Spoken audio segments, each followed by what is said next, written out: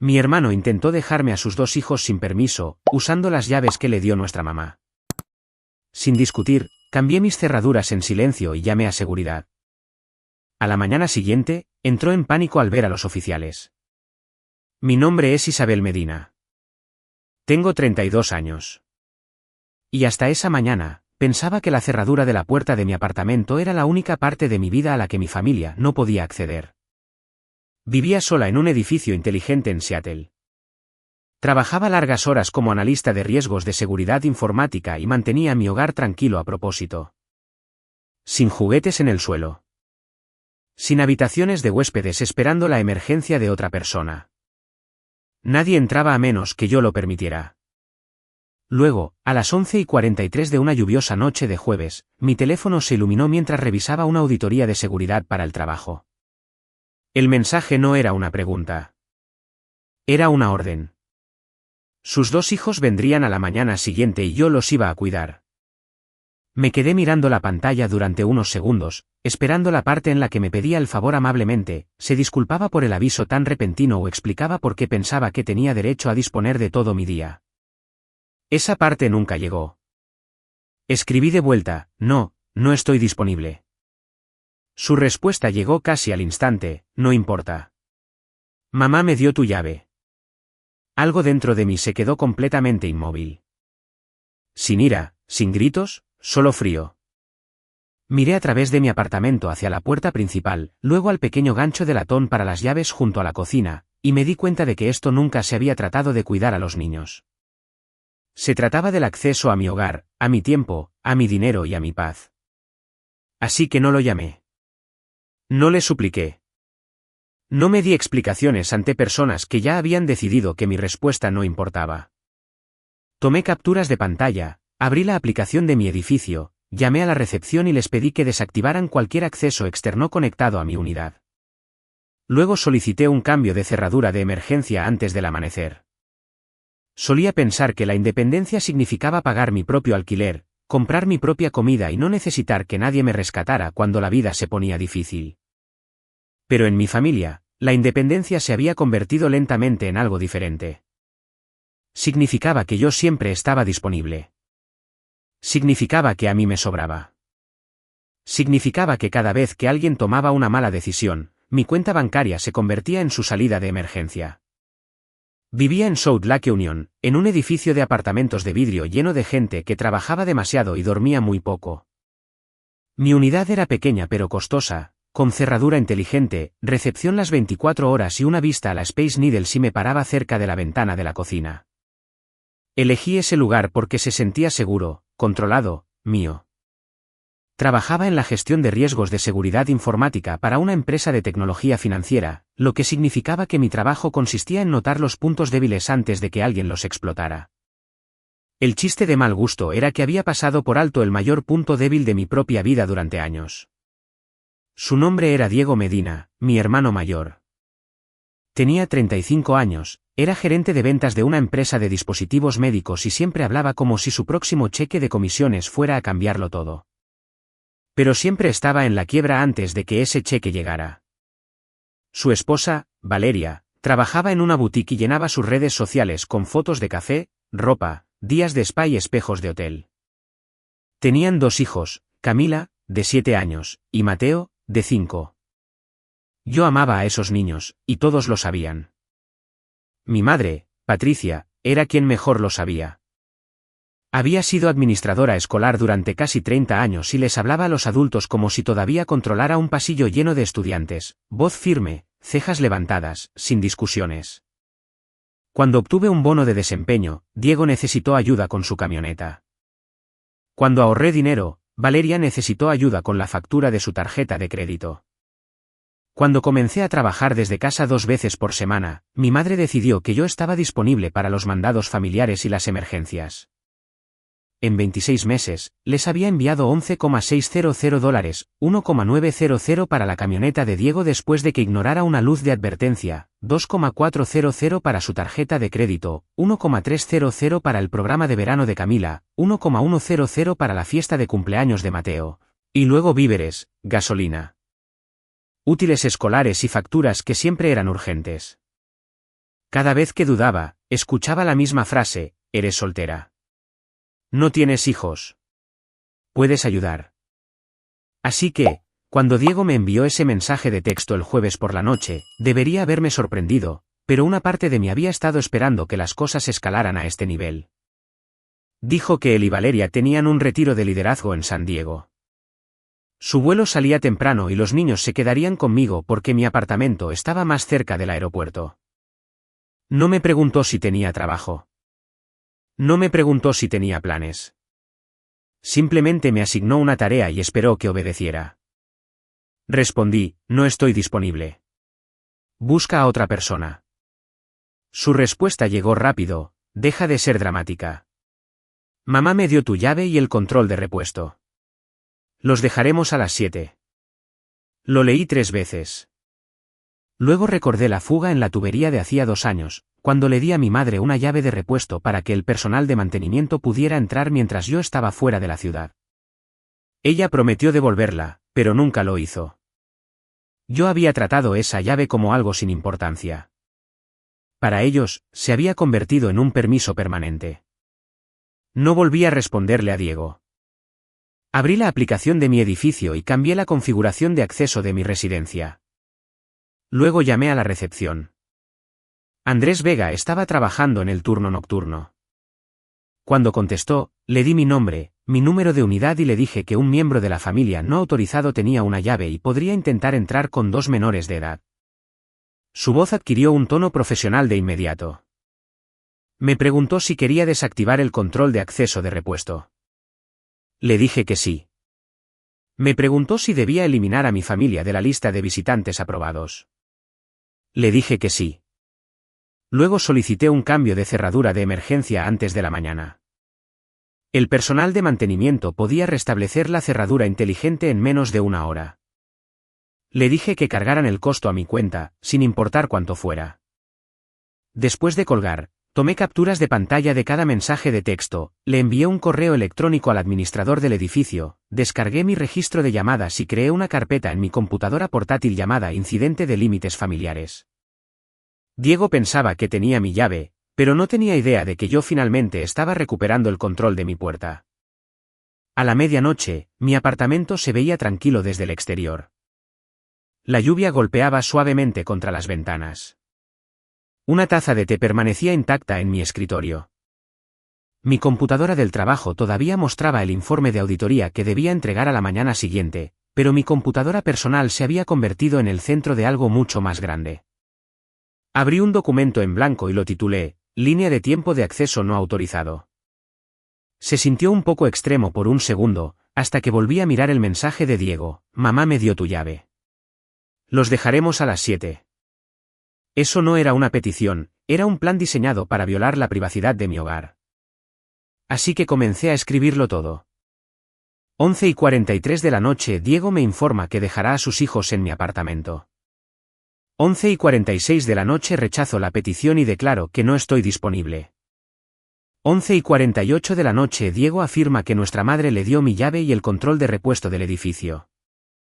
11:55 de la noche llamo a la recepción y reporto el intento de acceso no autorizado. 12:07 de la noche. El edificio desactiva el control de repuesto. 12:22 de la noche. Se programa el mantenimiento de emergencia para restablecer la cerradura inteligente. Mientras más escribía, más firme me sentía. Los documentos no lloraban. Los documentos no se dejaban manipular por la culpa. A los documentos no les importaba si mi madre alzaba la voz. Luego abrí mi historial bancario. Busqué el nombre de Diego, luego el de Valeria y, finalmente, el de mi madre. Transferencia tras transferencia aparecieron en la pantalla, cada una vinculada a una historia en la que había creído lo suficiente como para enviar dinero. Exporté todo a una hoja de cálculo y agregué notas al lado de cada pago: reparación de camioneta, emergencia de tarjeta de crédito, programa de verano, fiesta de cumpleaños, víveres, factura dental, útiles escolares. Estaba a mitad de camino de etiquetar las transacciones cuando sonó mi teléfono. Mamá. Inicié una grabación de voz en mi tableta y respondí en el altavoz. Ella no saludó. Dijo: ¿Qué le hiciste al acceso del edificio? Su voz era aguda, como si yo le hubiera robado algo. Eliminé el acceso no autorizado a mi apartamento, respondí. Ella espetó que Diego era mi hermano, no un extraño. Le dije que un hermano también puede ser un visitante no autorizado. Eso la enfureció. Me dijo que 2 niños contaban conmigo, que Valeria estaba exhausta, que Diego tenía un retiro de trabajo importante y que yo estaba convirtiendo un simple favor en un drama legal.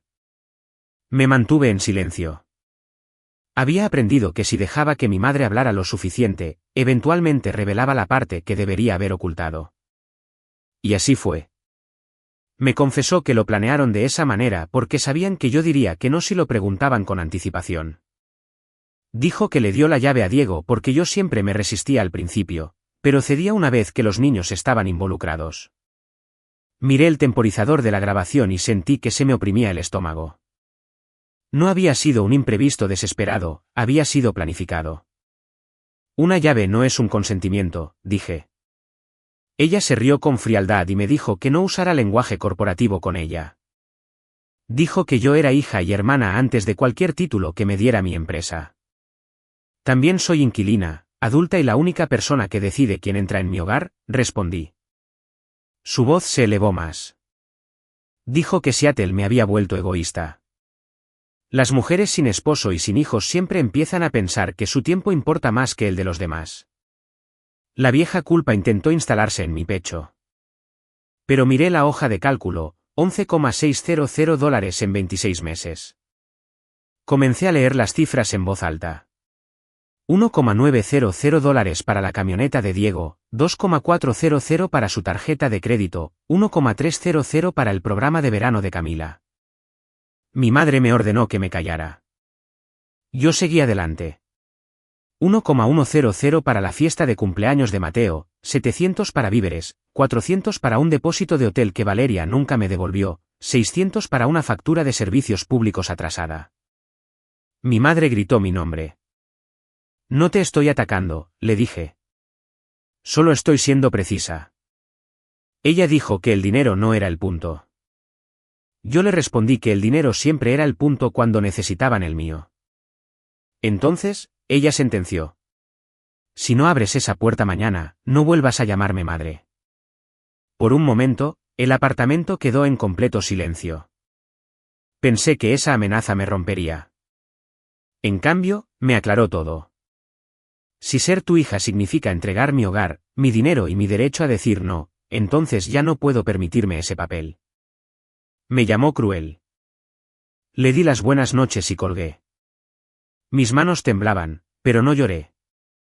Guardé la grabación, exporté la hoja de cálculo como un PDF y adjunté todo en un correo electrónico dirigido a mi padre, Guillermo. Él siempre había sido el miembro silencioso de la familia, oculto detrás de la televisión, el periódico y la voz de mi madre. Le escribí una sola frase: papá, quiero que veas lo que realmente sucedió antes de que alguien te diga a quién culpar. Luego lo envié. 5 minutos después, el correo aparecía como leído. Él no respondió. De alguna manera, eso dolió más que los gritos de mi madre. Pero también me enseñó algo que necesitaba aceptar: el silencio puede ser una elección, y su silencio había ayudado a construir esta situación. ¿Alguna vez te has sentido agotado porque tu propia familia trata el amor como una chequera ilimitada? Esa noche finalmente entendí que el amor sin respeto no es amor, es control con el apellido familiar. Dormí tal vez 90 minutos. A las 6:15 de la mañana me di por vencida y me vestí con unos jeans negros, un suéter gris y el abrigo que usaba cuando quería proyectar calma. A las 6:40 estaba sentada en una cafetería al otro lado de la calle de mi edificio, con mi computadora abierta, aunque nada en la pantalla tenía sentido. Mi informe de auditoría ya estaba terminado, lo había enviado a las 4:30 de la mañana. Mi cuerpo estaba cansado, pero mi mente se sentía dolorosamente alerta. A las 6:58, la aplicación de mi edificio me envió una notificación. Alguien había intentado acceder con un control desactivado. Una vez, luego otra, y una tercera vez. Mi café de repente me supo a metal. Apareció un mensaje de texto de Andrés: ya están aquí. Miré a través de la ventana y vi la camioneta oscura de Diego estacionada junto a la acera. La puerta trasera estaba abierta. Dos pequeñas maletas con ruedas estaban sobre la acera, una rosa y otra azul. Camila estaba de pie junto a ellas, sosteniendo un conejo de peluche. Mateo llevaba una mochila de dinosaurio que parecía casi tan grande como su propio cuerpo. Valeria vestía ropa cómoda de viaje, tenis blancos, un abrigo crema y lentes de sol sobre la cabeza, a pesar de que el cielo estaba gris. Diego presionaba el intercomunicador con fuerza, como si presionar más fuerte fuera a hacer que la puerta obedeciera. Entonces, mi madre bajó del lado del pasajero. Por supuesto que estaba allí. Patricia Medina nunca se perdía una función donde esperaba ser el juez. Los vi entrar al vestíbulo después de que otro residente saliera. Andrés ya se había colocado cerca de los ascensores. Podía ver su postura a través del vidrio, cortés, firme, bloqueando el paso sin tocar a nadie. Diego sostenía una llave en la mano. Valeria no dejaba de revisar su teléfono. Mi madre señalaba hacia los ascensores como si fuera la dueña del edificio. Entonces, una patrulla de policía se estacionó detrás de la camioneta de Diego. Sin sirenas, sin drama, solo dos oficiales bajando bajo la lluvia. Mis rodillas se debilitaron bajo la mesa. Andrés me había comentado que la administración podría llamar a la línea de no emergencia si mi familia intentaba entrar con niños después de haberles denegado el acceso. Aún así, ver a los oficiales hizo que todo fuera real. Cerré mi computadora y crucé la calle. Usé la entrada lateral y entré al vestíbulo cerca del área de paquetería. Diego me vio primero. Su rostro cambió de la ira al alivio por medio segundo, como si todavía creyera que mi aparición significaba que me rendía. Luego vio que yo no corría hacia los niños, que no me estaba disculpando y que no tomaba las maletas. Su alivio desapareció. «Ahí estás», dijo en voz alta. «Dile a este tipo que nos deje subir». Miré a Andrés. Él me preguntó. «¿Autoriza el ingreso de estos visitantes a su unidad?» «No», respondí. Valeria hizo un sonido ahogado, como si la hubiera abofeteado. Diego dio un paso al frente. «Isabel, basta. Tenemos un vuelo». «Lo sé», le dije. Por eso no debieron haber construido sus planes de viaje basándose en mi consentimiento sin haberlo obtenido antes. Uno de los oficiales, el oficial Ramírez, preguntó quién había aceptado asumir la responsabilidad de los niños. Diego respondió. «Ella es su tía». El oficial Ramírez no se inmutó. «Eso no fue lo que pregunté». Valeria intervino diciendo que se daba por sentado. Saqué mi teléfono y le mostré al oficial mi respuesta en el mensaje: «No, no estoy disponible». Luego le mostré la respuesta de Diego: «No importa. Mamá me dio tu llave». El oficial Ramírez lo leyó 2 veces. El segundo oficial, el oficial Castro, le preguntó a Diego si había intentado usar una llave para acceder a mi apartamento después de que yo rechazara cuidar a los niños. Diego titubeó. «No es lo que parece». Mi madre dio un paso adelante y dijo. «Esto es solo un malentendido familiar». El oficial Castro respondió que los malentendidos familiares no daban derecho a nadie a ingresar a una residencia privada. El rostro de mi madre se tensó. Se giró hacia mí y me dijo. «¿Nos estás humillando?» «No», le respondí. «Ustedes planearon usar mi casa sin permiso. Yo simplemente me niego a ocultarlo». Mateo comenzó a llorar, no muy fuerte, solo sollozos pequeños de cansancio. Eso casi me quiebra. Me agaché a unos metros de él y le dije con suavidad. «Hola, pequeño, no estás en problemas. Nada de esto es tu culpa». Diego estalló. «No le hables como si te importara». Me puse de pie. El oficial Ramírez le ordenó que bajara la voz. Valeria susurró que iban a perder el vuelo. Diego sacó su teléfono y comenzó a buscar, probablemente una niñera de último minuto o a alguien más a quien pasarle el problema. Mi madre intentó una última carta. Me dijo que estaba eligiendo una cerradura por encima de la sangre. «Estoy eligiendo el consentimiento sobre el control», le respondí. El vestíbulo se quedó en silencio. Un hombre cerca del ascensor miró al suelo. Una mujer con un tapete de yoga dejó de fingir que no estaba escuchando. Andrés imprimió un documento y explicó que, debido al intento de entrada no autorizada y al altercado, Diego, Valeria y Patricia serían eliminados permanentemente de mis permisos de visitantes. El oficial Castro agregó que si dejaban a los niños en el vestíbulo o intentaban dejarlos conmigo después de mi negativa, el incidente podría documentarse como un caso de abandono de menores. El rostro de Valeria se puso pálido. Ese fue el momento en que el poder cambió de manos. Se dieron cuenta de que el mundo real, fuera de nuestra familia, no reconocía las reglas de mi madre. Diego dejó de gritar. Valeria comenzó a llamar a servicios de cuidado infantil de emergencia. Mi madre me miró con una rabia fría y me dijo: «Ya no eres mi hija». Debería haber llorado. En cambio, le dije: «Entonces deja de intentar usar mi apartamento como si lo fuera». 15 minutos después, Diego arrastraba las maletas de regreso a la camioneta mientras Valeria discutía por teléfono sobre las tarifas de cuidado infantil para el mismo día. Mi madre salió primero, rígida y furiosa. Camila me miró antes de salir. Levanté la mano con suavidad y ella me saludó con la suya.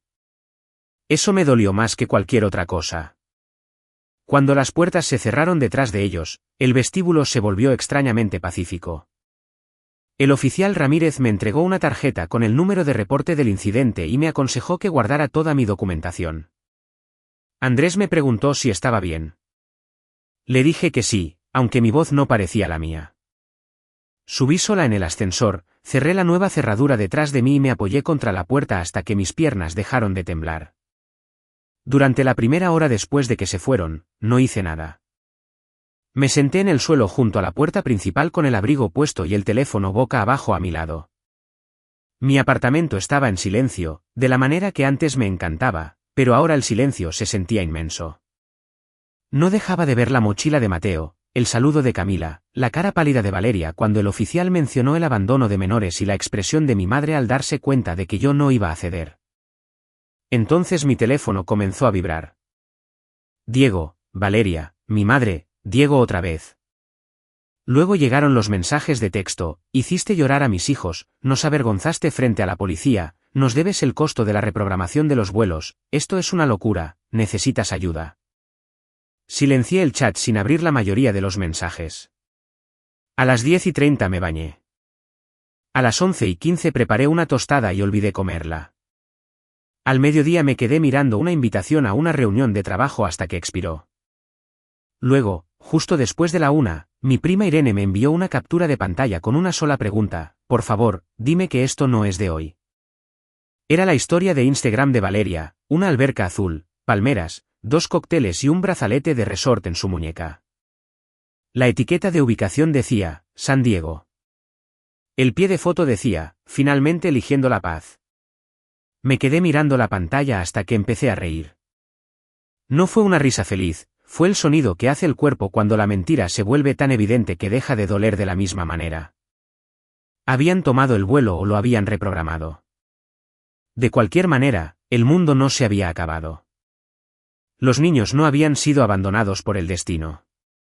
Diego y Valeria habían encontrado una solución tan pronto como la ley les dejó claro que yo no era una opción.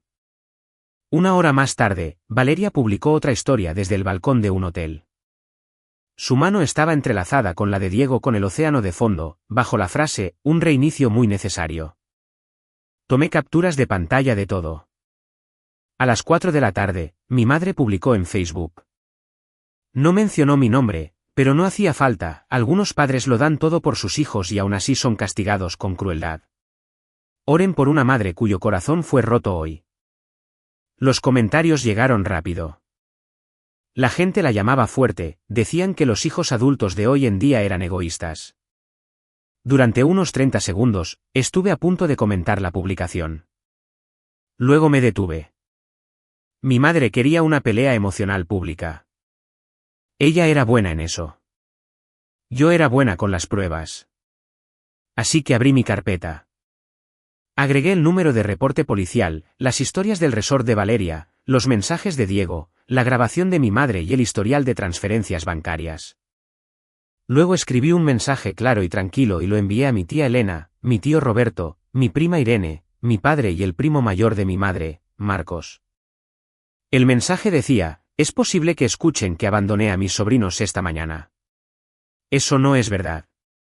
Se me informó, no se me preguntó, que cuidaría de ellos. Lo rechacé por escrito. Mi madre le dio a Diego una llave antigua de mi apartamento sin mi consentimiento. Intentaron ingresar de todos modos. La seguridad del edificio y la policía estuvieron presentes debido al problema de acceso no autorizado. No le pido a nadie que pelee por mí. Solo quiero que los hechos queden documentados. Y adjunté todos los archivos. 23 minutos después, el grupo de chat familiar explotó. Mi tía Elena escribió primero: Patricia, ¿por qué tenía Diego la llave de Isabel? Mi madre respondió que la gente estaba distorsionando un asunto privado. Mi tío Roberto replicó: ¿asunto privado? Hay un número de reporte policial aquí. Irene publicó la captura de pantalla de Valeria en el resort después de haber afirmado que no tenían otra opción para los niños. Entonces, Marcos hizo la pregunta que cambió todo el tono de la conversación. Si Isabel dijo que no, ¿por qué fue alguien a su edificio en primer lugar? Mi madre no respondió. Diego intervino y dijo que yo siempre los había ayudado antes, por lo que asumió que haría lo correcto. Mi tía Elena contestó: haber ayudado antes no significa dar un consentimiento para siempre. Leí esa frase 3 veces. Se sintió como si alguien hubiera abierto una ventana en una habitación en la que había estado atrapada durante años. Luego surgió el tema del dinero. Mi tío Roberto había abierto la hoja de cálculo. Escribió: $11,600. Diego, ¿es en serio? Diego dijo que yo estaba exagerando lo que era una ayuda familiar normal. Yo subí una sola captura de pantalla, la transferencia de $2,400 con el mensaje de Diego arriba prometiendo que me pagaría en 2 semanas. Nunca lo había hecho. El chat se quedó en silencio. Finalmente, mi padre escribió: Isabel dijo que no. Eso debió haber sido el final de la discusión. Me quedé mirando esas palabras hasta que se me nubló la vista. No fue un gran discurso y no borraba años de silencio, pero era la primera vez que contradecía a mi madre frente a toda la familia. Mi madre abandonó el grupo de chat. Valeria borró su historia del resort, pero Irene ya la había guardado. Diego me envió un mensaje privado: espero que estés orgullosa de ti misma. No respondí. El orgullo no era lo que sentía. El alivio estaba más cerca. Y también el duelo. Cuando una familia se divide en bandos, elegirías una verdad incómoda o una falsa paz. Ese día aprendí que la falsa paz es muy costosa, te cuesta tu tiempo, tu dinero, tu privacidad y, eventualmente, tu amor propio. Lo primero que cancelé fue la transferencia recurrente que le hacía a mi madre. Eran $200 el primero de cada mes, etiquetados como ayuda para el hogar. La había configurado después de que ella me dijera que las medicinas y los alimentos eran cada vez más difíciles de costear. No había pensado en eso en casi un año, simplemente salía de mi cuenta en silencio, como una gotera detrás de una pared. Hice clic en cancelar y esperé a que me invadiera la culpa. Llegó, pero mucho más débil de lo habitual. Luego cancelé la cuenta de streaming familiar que Diego usaba gratis. Eliminé a Valeria de mi membresía de compras al por mayor. Cambié cada contraseña vinculada a mi apartamento, banco, plan de telefonía, aplicaciones de entrega a domicilio y contactos de emergencia. Llamé al administrador del edificio y confirmé por escrito que nadie de mi familia tenía acceso a mi unidad. Para el final de esa tarde, mi vida se veía igual, pero sentía que había cerrado más de una puerta. Mi madre intentó llamarme desde números desconocidos durante 3 días. Diego me envió mensajes largos que comenzaban con enojo, pasaban al victimismo y terminaban pidiéndome dinero. Quería que yo cubriera la tarifa de la niñera de última hora y el costo del cambio de vuelos porque, según sus palabras, mi espectáculo había generado ese gasto. Lo bloqueé. Valeria me envió un mensaje diciendo que los niños estaban confundidos y que yo debería tener vergüenza. Estuve a punto de responder que los niños se confunden cuando los adultos les mienten, pero dejé que el silencio respondiera por mí. Una semana después, agendé una cita de terapia. Me dije a mí misma que era solo para procesar el incidente del vestíbulo. Pero a los 20 minutos de sesión, ya estaba hablando de cuando tenía 16 años y le entregaba la mitad de mi sueldo del supermercado a mi madre porque Diego necesitaba dinero para gasolina. Hablé de los regalos de Navidad que yo compraba y por los que nunca recibía crédito, de las cenas familiares donde mi madre elogiaba a Diego por asistir mientras ignoraba que yo había pagado la mitad de la comida. Y de los cumpleaños donde se esperaba que yo llevara regalos costosos porque no tenía hijos. La terapeuta escuchó y luego dijo algo que me dejó helada. Tu familia te convirtió en su red de seguridad, y luego lo llamaron amor para que no cuestionaras el peso. Había pasado años creyendo que era fuerte porque todos se apoyaban en mí. Nunca había considerado que tal vez estaba cansada porque ellos no debían apoyarse con tanta fuerza. Después de eso, comencé a practicar pequeños actos de apropiación de mi vida. Me compré una silla ergonómica que quería desde hacía meses en lugar de guardar ese dinero para la emergencia de otra persona.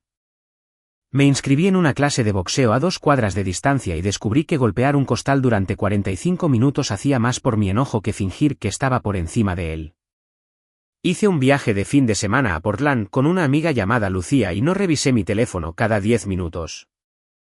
Comimos ramen, paseamos por librerías y gastamos bastante en café. Por primera vez en años, compré algo innecesario sin compararlo con las facturas de Diego. 3 semanas después del incidente del vestíbulo, mi padre me llamó. Estuve a punto de no contestar. Cuando lo hice, pronunció mi nombre como si lo hubiera practicado. Isabel. Hubo un silencio. Finalmente dijo, leí todo. Vi las transferencias. Escuché a tu madre en la grabación. Otra pausa. Debí haber intervenido hace años. Se me cerró la garganta. Dijo que se había convencido a sí mismo de que no era asunto suyo porque yo ya era una adulta, pero que eso era solo una excusa, era más fácil dejar que mi madre manejara la familia que confrontarla. Luego pronunció las palabras que yo no sabía que necesitaba escuchar. Hiciste bien en cambiar las cerraduras. Me tapé los ojos con la mano y no dije nada. Él no se convirtió de repente en un hombre diferente, pero se disculpó sin pedirme que lo consolara, y eso significó mucho para mí. Pasaron 4 meses antes de que Diego volviera a contactarme desde un número nuevo.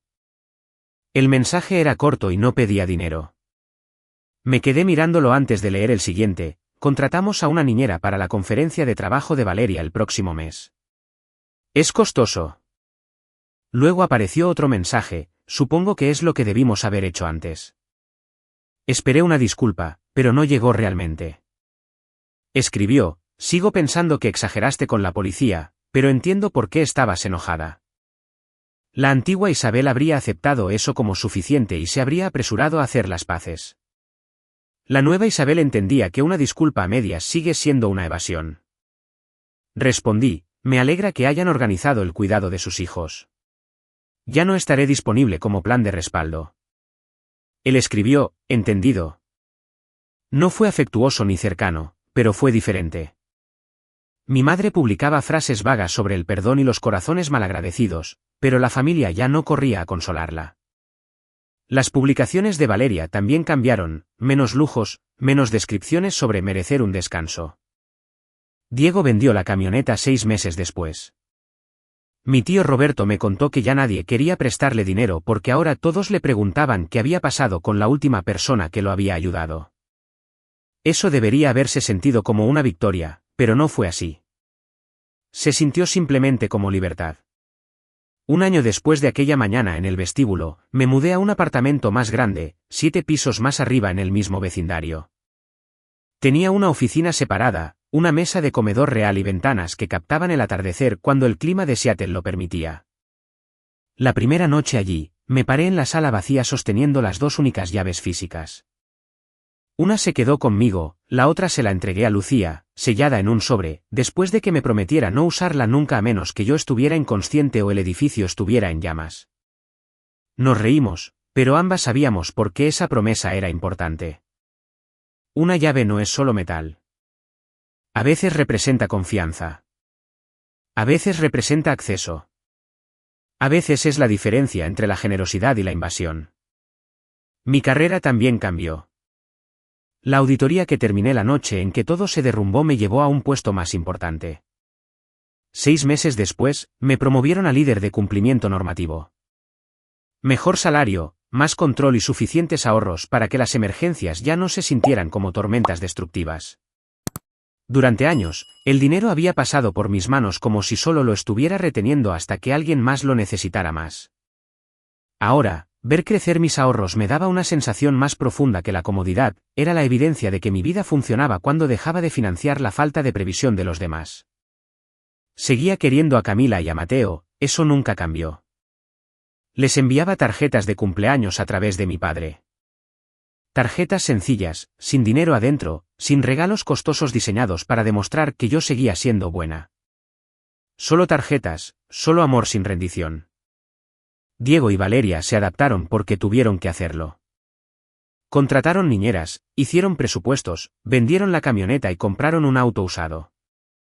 Valeria tomó más horas en la boutique y dejó de publicar cada comida en restaurantes como si fuera un logro. Diego se volvió más reservado en las reuniones familiares, no humilde exactamente, pero sí menos seguro de que todos lo aplaudirían cuando se quejara. Mi madre fue la que menos cambió. Seguía publicando sobre la lealtad y los valores familiares, y seguía creyendo que el perdón significaba que todos regresaran a los roles que ella prefería. Pero la gente ahora la escuchaba de otra manera, y esa era la consecuencia que más odiaba, su voz todavía tenía fuerza, pero ya no un poder automático. La siguiente vez que los vi a todos fue en la boda de un primo en las afueras de Tecoume. Llegué sola, usando un vestido azul marino. Y por una vez, esa palabra, sola, no se sintió como una acusación, se sintió pacífica. En la recepción, me senté con primos que me preguntaron por mi trabajo, mi apartamento, mis clases de boxeo y mi viaje a Portland. Nadie preguntó por qué no había cuidado a los niños, nadie preguntó cuándo arreglaría las cosas. La verdad ya había hecho su trabajo. Durante el cóctel de bienvenida, vi a mi madre cerca de la mesa de postres. Se veía más vieja, aunque tal vez era porque yo ya no la veía como la persona que decidía el tamaño de mi mundo. Nuestras miradas se cruzaron, pero ella desvió la vista primero. Más tarde, Diego se me acercó en el pasillo. Valeria se quedó un poco más atrás, sosteniendo la mano de Mateo mientras Camila se apoyaba a su lado, con aspecto somnoliento. Diego se aclaró la garganta y dijo: «Los niños te extrañaron». Los miré y sonreí. «Yo también los extraño», dije. Camila me saludó con la mano y Mateo se escondió detrás del abrigo de Valeria. Diego se movió incómodo y comentó que estaban bien, el cuidado de los niños era caro, pero lo estaban resolviendo. «Qué bueno», dije, y lo decía de verdad. Entonces él añadió: «No debí haberlos llevado a tu edificio esa mañana». No fue una disculpa completa por los años de dinero exigido, el derecho que se adjudicaban sobre mis cosas, la llave, las amenazas o la forma en que permitió que nuestra madre me convirtiera en la villana. Pero fue una frase honesta. Y a veces, una frase honesta es donde comienza la responsabilidad. «No, no debiste hacerlo», respondí. Él asintió. Sin discusiones, sin dramas, solo un asentimiento. Eso fue suficiente por el momento. Cerca del final de la noche, mi padre me acompañó a mi auto. Antes de que subiera, me dijo: «Te ves más ligera». Sonreí porque era verdad. Me dijo que estaba orgulloso de mí, no por el ascenso ni por el apartamento, sino por haberme defendido y haberme mantenido firme cuando apareció la culpa. De camino a casa, pensé en lo complejo que es sanar. No siempre se ve como una mesa donde todos se disculpan y se sientan juntos de nuevo. A veces, sanar se parece a la distancia. A veces se parece a un teléfono en silencio. Y a veces se parece a gastar tu propio dinero en tu propia vida sin pedir un permiso invisible a las personas que te enseñaron a sentirte egoísta. No destruí a mi familia, no castigué a los niños y no me volví cruel. Simplemente dejé de confundir el amor con el acceso ilimitado a mi vida. Esa es la lección que ojalá alguien me hubiera enseñado antes. La familia no es una excusa para usar a alguien. Ayudar a los demás es valioso, pero solo cuando se da libremente, no cuando se extrae a través de la culpa. Los límites no son egoístas, son una forma de respeto propio, Y el respeto propio enseña a quienes te rodean cómo debe funcionar la responsabilidad. El amor debe crear seguridad, no deudas. La verdad más importante que aprendí es que rescatar a las personas de cada una de sus consecuencias puede impedirles crecer. A veces, lo más compasivo que puedes hacer por ti misma y por ellos es decir no, dar un paso atrás y permitir que los adultos lleven el peso de sus propias decisiones. Hoy, cuando miro atrás, me doy cuenta de que cambiar la cerradura no solo protegió mi apartamento. Cambió mi vida entera.